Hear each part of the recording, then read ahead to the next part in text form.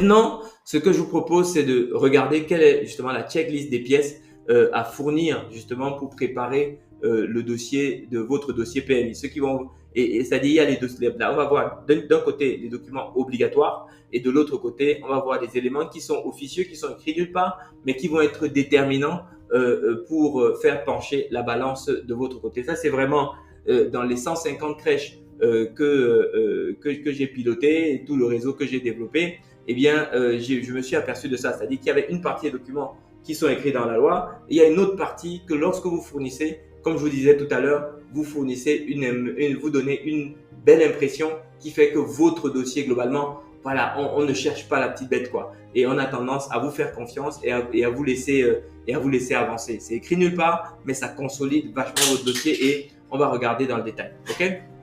Alors, comment vous faites qu'est-ce que vous fournissez pour maximiser justement les chances dès la première soumission? Alors, la première chose, c'est le projet d'établissement. Lui doit être complet. Ok?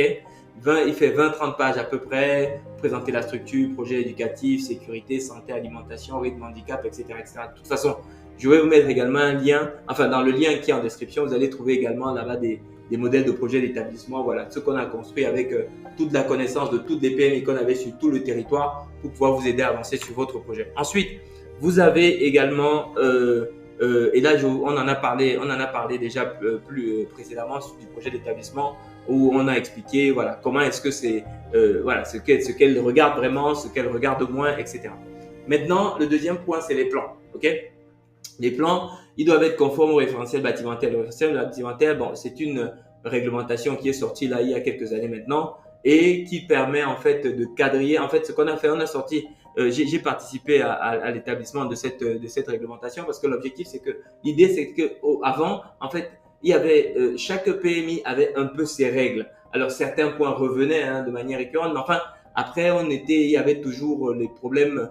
Voilà, chacune avait un peu ses règles, etc., etc. Et ça, c'était extrêmement pénible parce que lorsque vous étiez gestionnaire, en particulier un gestionnaire comme nous, qui se développait un peu sur tout le territoire, bah, c'était un peu délicat parce que nous, on avait besoin en amont de savoir quelles sont les règles dès qu'on a un local, de savoir est-ce qu'il va marcher ou pas. Alors que dans la réalité, bah, la manière dont on fonctionnait, c'est qu'il fallait le local, faire les plans, demander le rendez-vous PMI qui pouvait parfois prendre 2-3 mois, obtenir ce rendez-vous, savoir quelles sont les règles locales et ensuite refaire la boucle. Donc, ça faisait perdre 2-3 mois à chaque fois. Donc, c'est la raison pour laquelle, avec des petits camarades de la fédération des crècheurs, là, on a travaillé sur ce référentiel bâtimentaire. Et donc, c'est à la FESP, quoi. C'est la Fédération des entreprises, c'est la personne qui était où j'étais membre du bureau.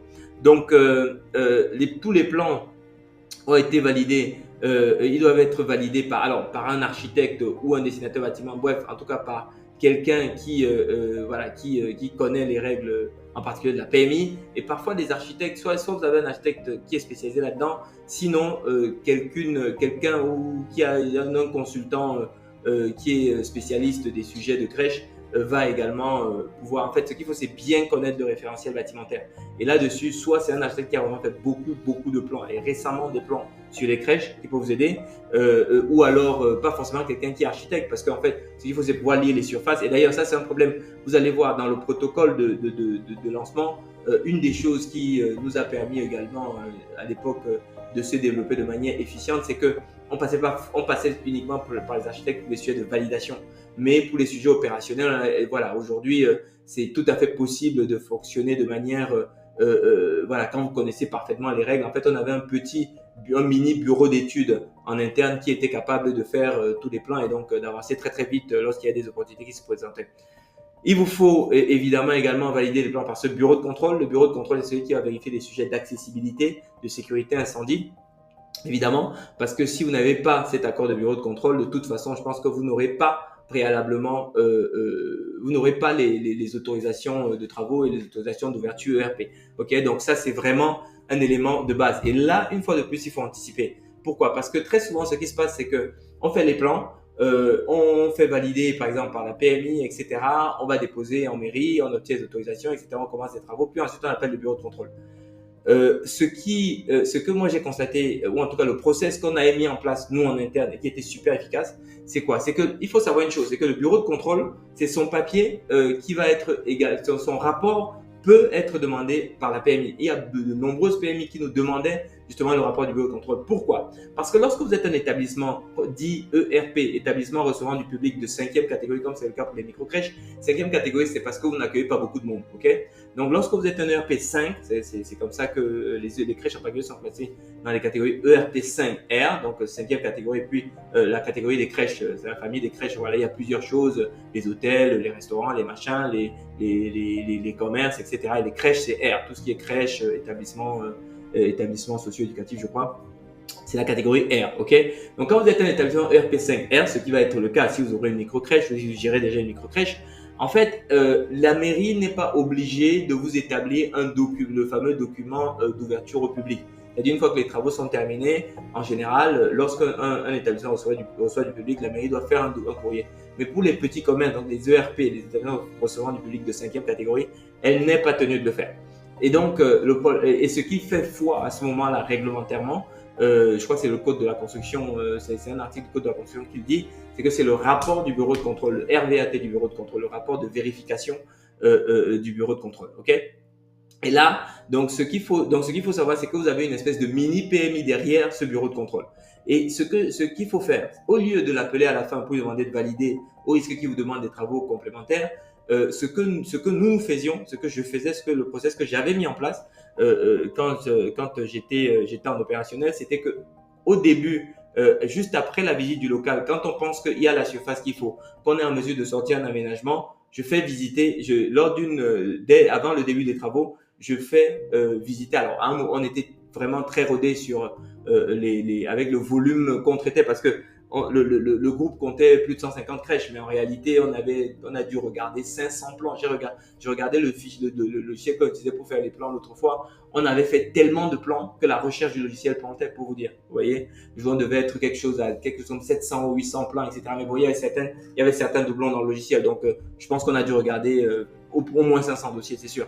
Et donc, ce qu'il faut savoir, c'est que ce qu'on faisait, c'est qu'avec le bureau de contrôle passait dans un premier temps pour vérifier que les plans, il vérifiait un sur plan sur le terrain et là il faisait ses commentaires de façon à ce que on sortait on le suivait sur la visite du site en prenant des notes. Voilà, ok, il faudra faire ici, il faudra faire attention au ressaut qui est là parce que à partir du moment où vous avez un ressaut de plus de 2 cm, vous êtes considéré comme non accessible. Donc il faut faire une pente douce ou des choses comme ça. Donc bref, il allait vérifier les passages de porte, il allait vérifier tout un tas de choses, etc., puisqu'on faisait beaucoup de rénovations. Donc ça, c'est très important. Et donc, lors de cette visite, on notait tout ce que le bureau de contrôle demandait. On allait le rajouter justement dans la liste des tâches à faire pour le travail qui devait être fait par les entreprises de travaux, de manière à ce que tout ça se soit checké, vérifié avant que le bureau de contrôle ne passe après. Quand il vous a fait une checklist comme ça avant de passer, il est très difficile que lors de la visite de contrôle, il vous reproche sur quelque chose qui n'avait pas soulevé avant. Et ça, c'était un peu le point. Et d'ailleurs, la petite astuce, c'est qu'après, on faisait un récap de ce point, paf, et on renvoyait au bureau de contrôle en disant, voilà, nous, on a beaucoup travaillé avec un bureau de contrôle. Alors, je ne sais pas si vous avez l'occasion de bosser en Île-de-France. On a bossé avec un bureau de contrôle qui était dirigé par ce qui s'appelle Joël Floquet, qui est un ancien sapeur-pompier. Donc, du coup, il nous donnait beaucoup d'astuces terrain, y compris au-delà de la réglementation, pour vraiment anticiper tout ce qui était risque. Parce qu'une fois de plus, quand vous gérez un établissement de type microcrèche, en réalité, votre business, c'est de gérer les risques.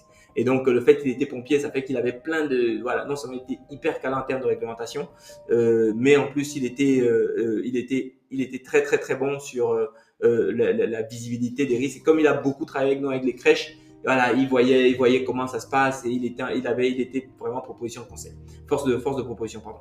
Donc voilà, les codes, les légendes, voilà, le mobilier, toutes ces choses-là, tout ça c'est important dans les plans que vous allez envoyer. Il faut qu'elle puisse voir les codes, il faut qu'elle puisse voir les surfaces, tout ça c'est important. L'emplacement du mobilier, ça c'est également important elle puisse voir par exemple que dans chaque dortoir, vous avez prévu suffisamment de lits en conformité avec le nombre d'enfants que vous envisagez accueillir, que vous avez déclaré dans le projet d'établissement.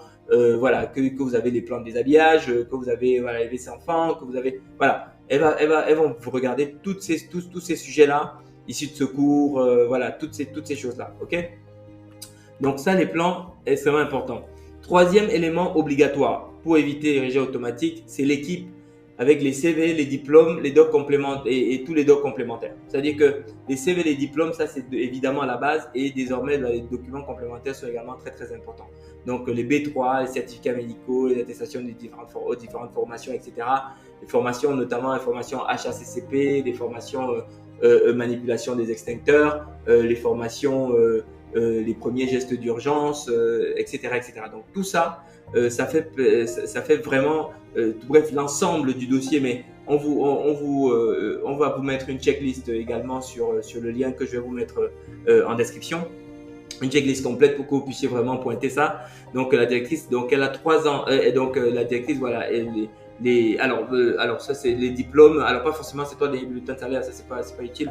Ça c'est une faute de frappe que j'ai récupéré tout à l'heure.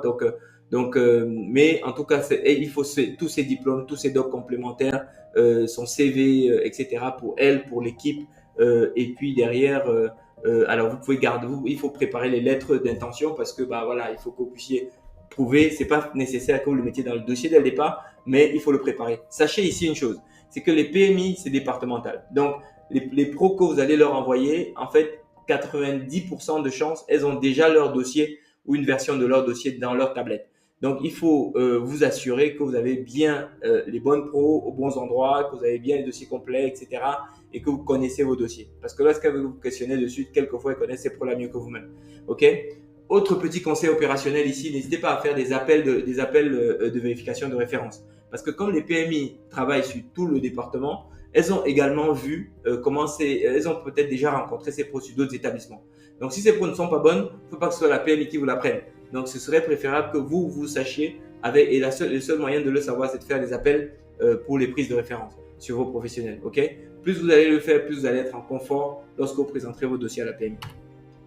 Extrait cabis statut, évidemment. Et donc, alors ici, voilà, c'est extrait cabis statut. Très souvent, voilà, une crèche, ça se fait en société. Je n'en vois presque plus.